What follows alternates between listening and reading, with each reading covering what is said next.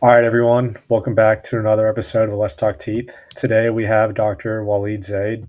Dr. Zaid, if you don't mind just taking a moment to introduce yourself, telling us a little about your background, where you're at, where you're practicing at now, and your journey into dentistry. Absolutely. Well, first of all, thank you so much for this kind invitation. Happy to be here and happy to be able to talk to the new generation of future dentists that's going to be watching your podcast. As you said, my name is Waleed Zaid. I'm a full professor at Louisiana State University Health Sciences Center here in Baton Rouge.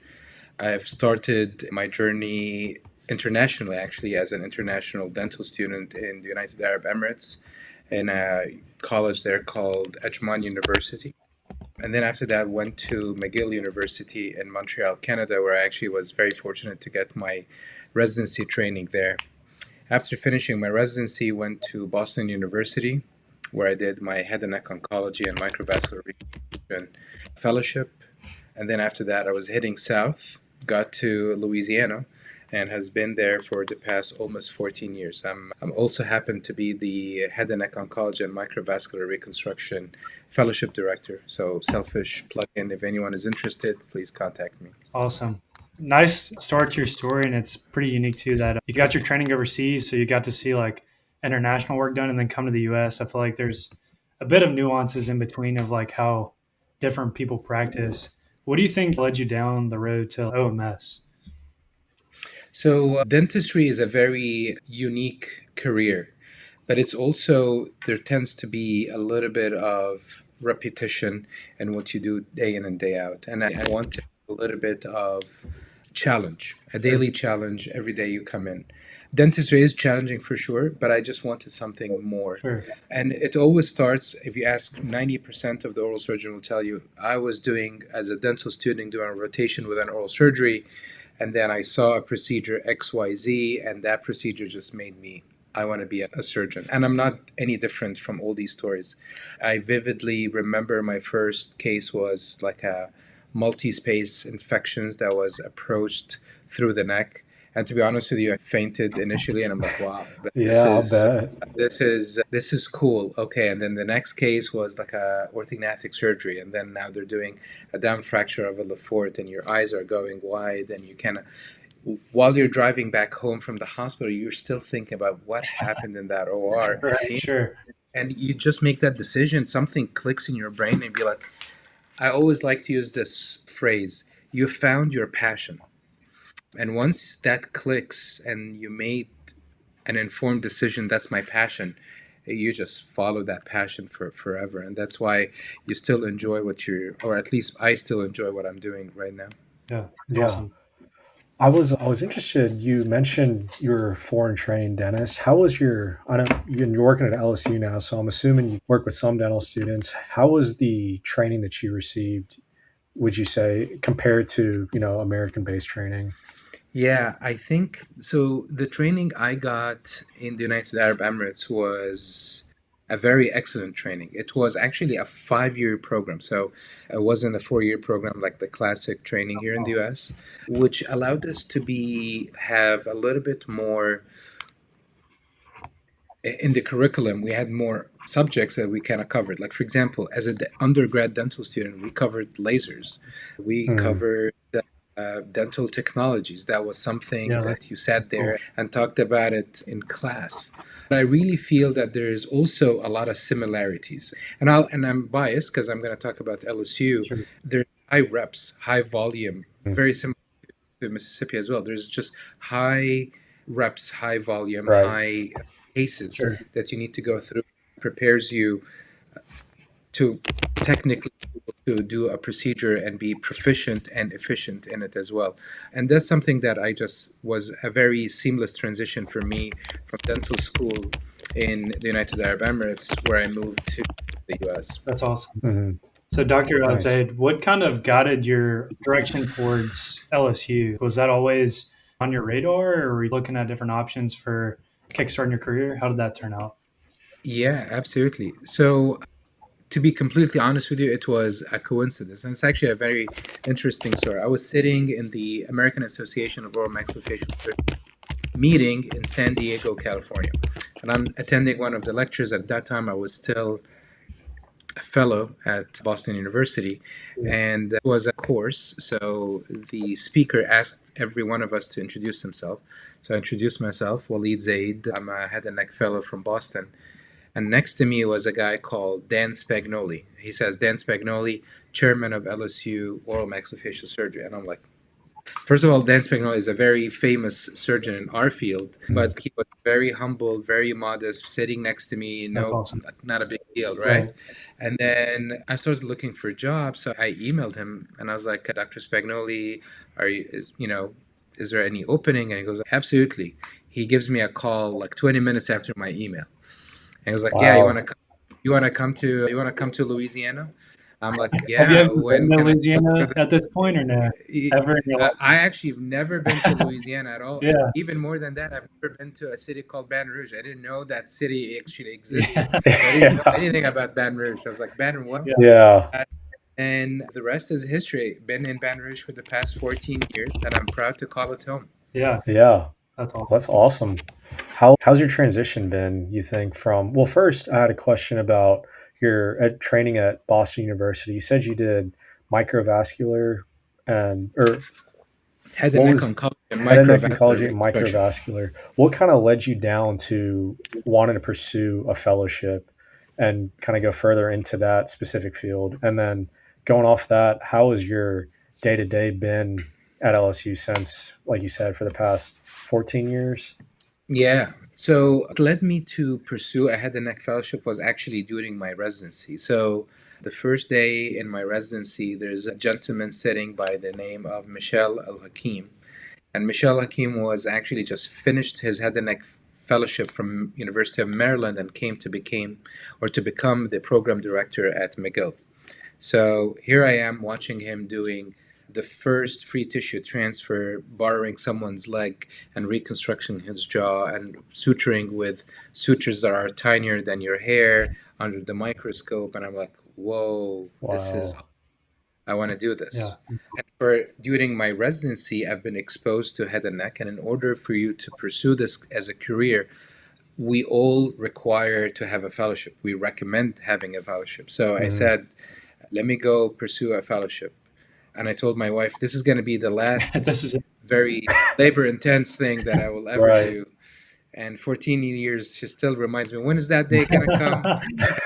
But yeah, so that was the fellowship. And then when I came to LSU gave me a beautiful platform to exercise what I just learned in my fellowship. But I Mhm. also was able to practice a full scope of oral surgery. So I do trauma, orthognathics, head and neck oncology, some endocrine surgery, salivary gland surgery, dentoalveolar implants, advanced implants. So I'm actually pretty happy in terms of the scope of Yeah. practice. And I was very thankful. And this is actually an advice that one of my fellowship directors told me, never forget what you are. Like, yeah, you're a head and neck surgeon, you're doing oncology, but you were a dentist first and you were an oral surgery second. So Mhm. you should be able to always do that. Sure. Mhm. Yeah, that's an awesome story, and honestly, I can see your wife sticking out with you all these years. Kudos to her Yeah, too. I keep telling her, honey, 6 months is going to be great. And here we I are. promise. Man, that's I'll awesome. be early tomorrow, and here we are. Yeah. So one thing that we actually haven't talked about much on our podcast yet, and I'm going to ask you this, is we've asked on how you apply to like oral surgery residency or just residency in general, but we never really explored much on how to. Is the process of applying to a fellowship relatively similar? You'd say? Are there any more nuances that dental students slash residents should know about, Yeah, or is it? Would you say it's relatively similar to just applying to residency in general? yeah. Excellent question, actually. I think there's definitely a lot of similarities between applying from dental school to residency and from residency to fellowship. Mhm. And both of them share that you need to make up your mind a little bit early in the game because that helps you to prepare more, but also gives you an opportunity to go visit places and take a look at them Right. and see what's going on in terms of their scope of practice, how's the Mhm. dynamic between the teacher and the trainees. Sure. But I think it helps a lot to have that interest. But also, the other thing that kind of as a second gain when you have early interest in something is you can even start to become and prepare and kind of customize your CV to be more geared towards head and neck. For example, attending more head and neck conferences, pursuing research that focuses on head and neck oncology, microvascular, going to externships or visiting programs, or even getting courses or advanced training courses as a resident in head and neck during the residency program kind of helps you a lot in preparing yourself for that. So the earlier you make that decision, the better it is for you. It gives you more time to prepare yourself Right. even. Yeah. Yeah, that makes sense. Understandable. How would you say LSU's head and neck program, what would you say that makes it unique compared to like other head and neck programs in the country? Absolutely.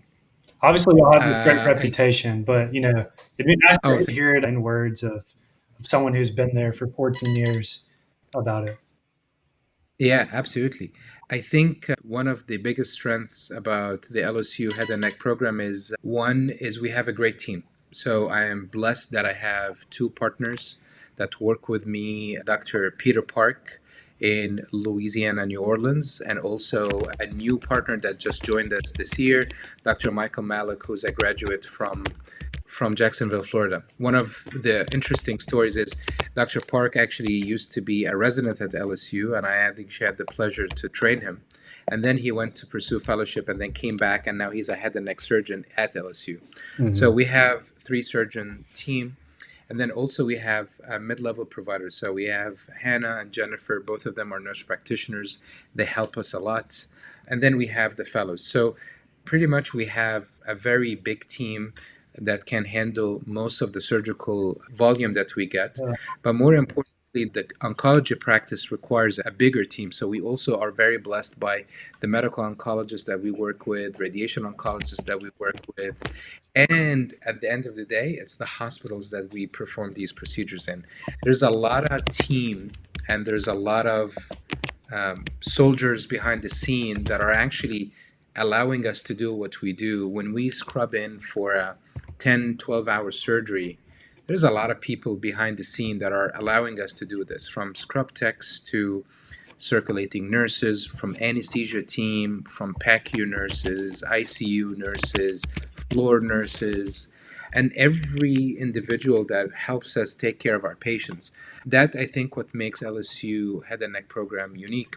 But also power is in the numbers. I think we have a strong, robust number in terms of surgical volume. And it's also spread out. So it's not like just one procedure that we do a lot of. sure. We just have from oncology to micro to trachs to endocrine. I think it's a big practice. So Hmm. I'm very happy to be working here, but also I think we are strategically, hopefully, we're going to be one of the biggest fellowships in the country. Sure. And that's Hmm.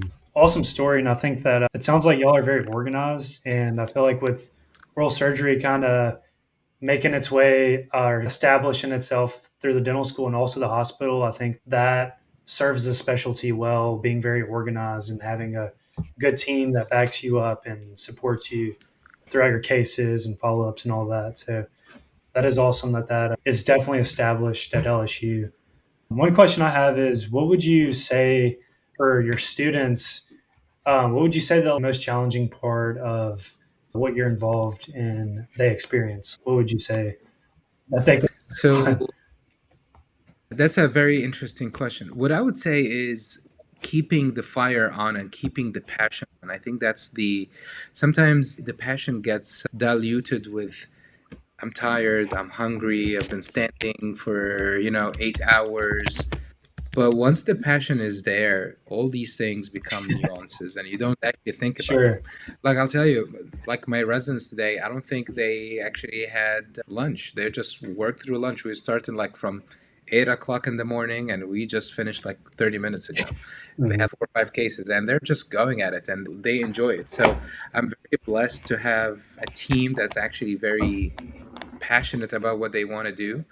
Um, And then after that, we sit down together, we go eat together, and we just gotta have a good time, wash it out a little bit. But I think keeping the passion on and trying to think about the ultimate game and what are you gaining from this kind of makes the journey easier, I guess. Sure. Yeah. Yeah. That's interesting because I always wondered, you hear your challenges in dental school and hear your challenges in residency, but then if you take it a step farther, what are your next challenges? So I wanted to hear from you. That's life. Yeah. That's life. Life is full of challenges. I think if life was not, if life was there with no challenges, it will be a little bit meh. This is another day, Yeah. Sure. right? But like, Mhm. challenges makes it worth it. Yeah, for sure. Yeah. One question too I had, Dr. Zaid, was so one thing that's really been picking up a lot of pace is like full arch dentistry. Like everyone wants to do all on X, all on four, remote anchorage, yada yada. So with your field with like reconstructive and oncology, y'all are probably performing the most hardcore form of all on X. How has your field evolved with that over the years? And would you say it's evolved a lot or it's just gaining more recognition? And then, I don't know, what are your thoughts on that area of Oh yeah. dentistry? Well, I'll take 2 minutes to tell you the journey. Sure. And I'm glad that I actually was part of this journey. So when I was a resident, we used to use wooden popsicle sticks, sterile, obviously, Mhm. to measure how we're gonna shape the fibula flap to become like a jaw. That's your guide.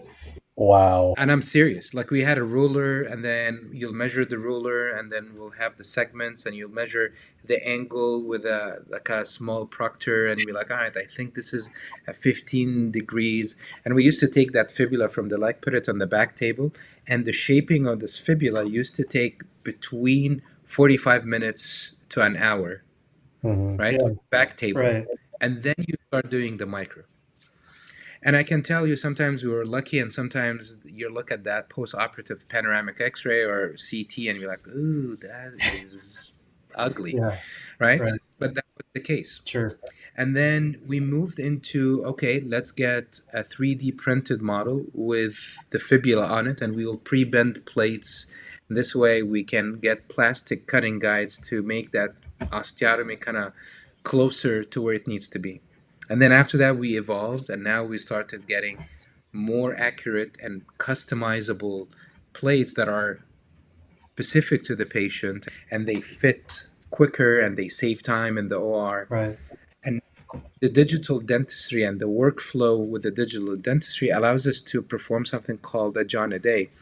And that topic basically is becoming a very topic in our specialty or in our niche, Mhm. because it allows me to remove the patient's tumor, allows me to reconstruct him with a vascularized tissue, allows me to place dental implants, allows me to restore the dental implants at the same time. Sure.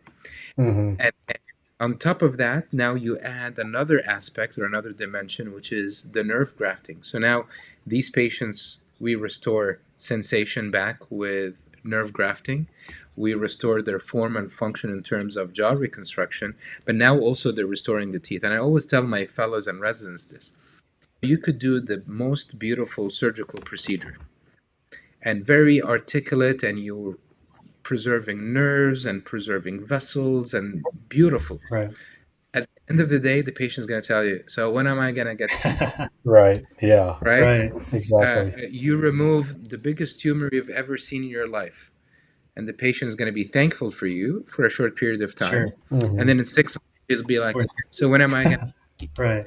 So that's where I think, all these advantages that you talked about and all these advancements in the implant dentistry and restorative dentistry has been, taking a huge impact on what we do.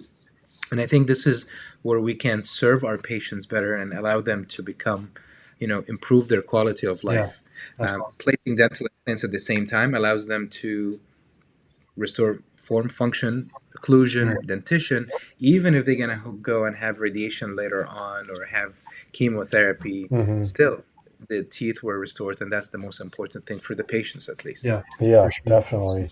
I really like how you brought up the fact that patients, even if you do a big tumor resection, they're going to ask, when their teeth are coming in. And that's reminiscent on dentistry as a whole. Our whole field is very results oriented.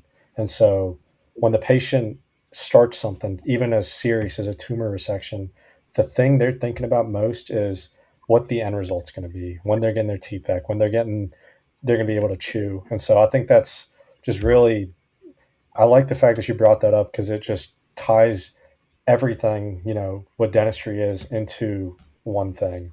And that being said, I did have a question. You talked about the jaw on the day, all on four, things like that.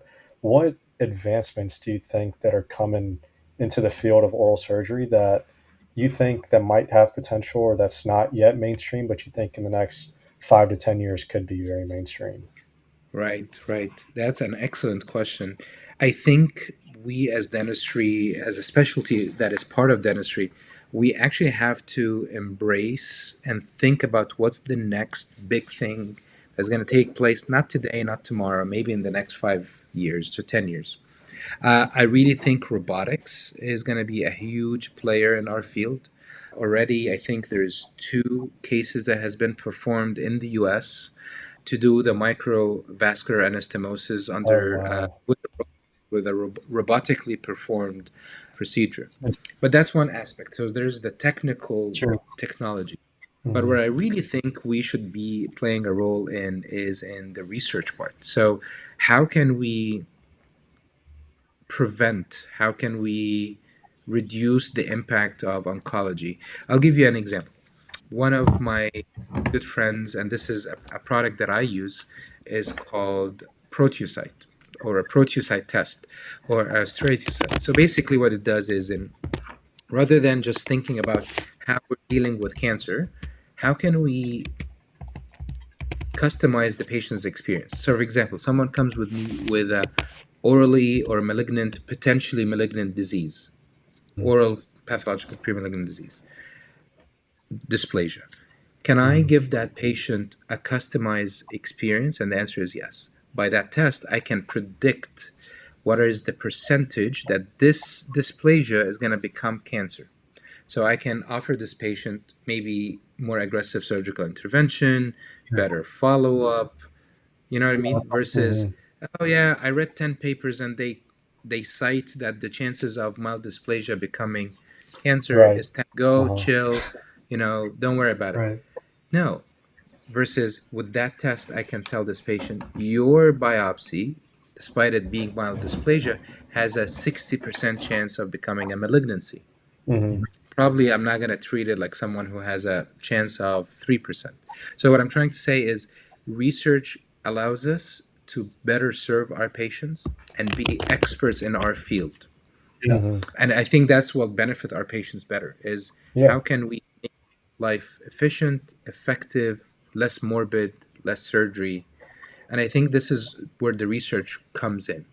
Mhm. I think research is important in our field. But I think from a technical perspective too, the digital workflow, the AI, because now rather than me trying to combine data from your site and my site and another Mhm. university and take me 3 months to analyze your data, simply I can analyze the data in a day. Yeah. Right. That's pretty sweet. So I can produce better evidence quicker. But I think we're still there and we have to be the decision makers. But I think technology is beautiful. And if you don't embrace it, you'll be forgotten. For sure. Mhm. I feel like 100%. our generation, at least, is in a weird area of where we're like aware of the AI, but we don't fully trust the AI. So we're like stuck in between. But I definitely think my opinion is at some point we're going to be trusting it a lot more. Just the way technology unfolds. Like when you go to type a sentence, you don't second guess. If you hit T, it's going to put out W. So I don't know. It'll be interesting to see, especially when you deal with more serious situations like tumor resections and tumor grading and things of that nature, how people rely on things like that, and if things get FDA approved and so on and so forth. Definitely an interesting Right, time to be right, alive. right, right. Well, I can, let me tell you this. I was attending a webinar recently, and they were talking about the role of AI in predicting survival, but also predicting neck disease. So rather than me doing a big neck dissection on patients, can the AI predict which patients will benefit from a neck dissection versus not? Hmm. I think if you can validate that premise, that's going to be huge for our patients. For sure. Yeah, definitely. Dr. Zaid, I know you've mentioned a lot about research. I was wondering, do you personally have any research projects going on related to what we're talking, or just in general? Yeah, absolutely. So our chairman, his name is Jeff James. He's a good friend of mine and a colleague.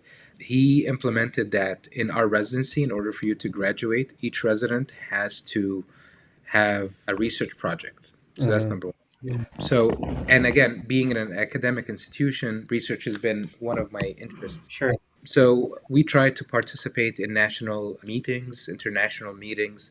One of the latest paper that we're working on, we finished the data collection, is something called the nodal yield. So basically what that means is when we do a neck dissection, we harvest lymph nodes. So we're Hmm. trying to look at the yield and the ratios. So if I perform a neck dissection and I remove 12 lymph nodes, and I have zero lymph nodes positive for cancer, how is that versus if I harvested 56 nodes or 40 nodes? And we're Hmm. trying to see what is the relationship with that in terms of survival of the patients Yeah. and their outcomes. The second interesting, and this is going to be more dentistry geared, Hmm. all of you guys in dental school have heard about a term called odontogenic keratocyst, OKCs, Oh right? yeah. The Hmm. basketball team, OKC. Yeah. Yeah. Yeah. So OKC has been one of the interesting things that we face as surgeons, but also you guys as dentists. Hmm. So they tend to recur. They are very special, but also there's some genetic background to them. So we are about to publish our case series where we started using a chemotherapy cream called 5FU that is used for basal cell carcinoma actually, Hmm. and using it in the mouth to reduce and decrease the chances of recurrence of this OKC. That's awesome. Wow. Yeah, Did so it? Yeah. Did it have promising results? Just curious from yes. that So thing. the first surgeon that actually described that was Dr. Caminetti and his group from University of Toronto. They Hmm. published their case series. In our case series, we're using a different method of delivery of the medication. They used to use a gauze, and they will basically soak this gauze with 5FU, pack it in the socket or where the cyst was, and then the next morning they're going to retrieve it. In Hmm. our technique, we're using something different. We're using gel foam and we're Hmm. applying 5FU on gel foam and then we're pushing it into the cyst and then we're closing on top of it. So we don't have to have a second Yeah. procedure. Patient it's kind of pretty much uncomfortable for the patients to do that. So we're publishing our case series. It's actually a multi-centers, us and the University of Chicago. We're combining our data and we're just drafting the manuscript. That's Wow. awesome. That's crazy. Yeah. How long of a? I'm sorry. I'm just curious as to how long of a follow up did y'all have for that specific, Yeah, good question. report? 3 years follow. Okay.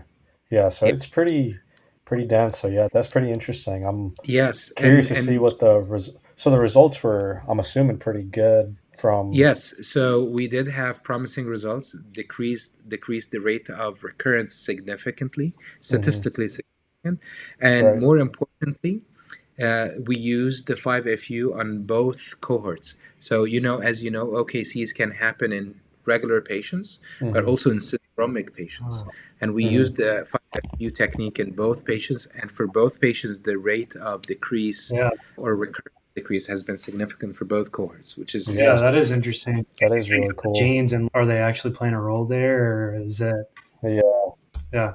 100%. Yeah. 100%. Well, man, we really appreciate you coming on and sharing your story and your contributions towards oral surgery and in the field of research. That's awesome. And Sada and I really appreciate you. As we're wrapping up here, Dr. Zaid, do you have any final advice for either dental students or new grads, just in general of the field of dentistry, or something you wish you would have heard when you were graduating school? Anything to write? Absolutely.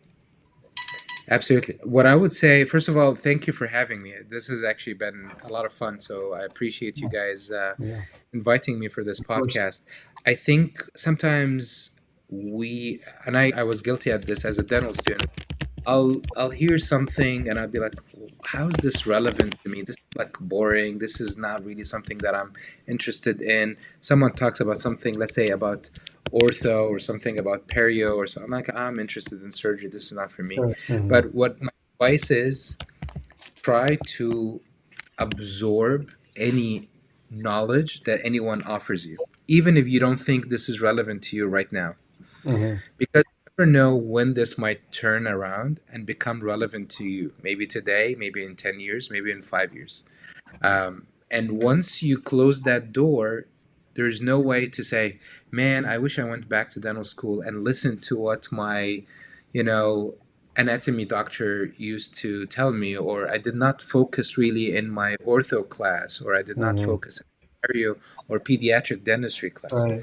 So, what I'm trying to say is use the opportunity that you have and try to make the best out of it, because the time doesn't go back, and once you leave that era of your training, the train moves forward. It doesn't go back, it doesn't go Right. reverse. Yeah. You'll be like, man, I wish I paid attention to dental Right. school in this, Right. or during residency I wish I paid attention to that.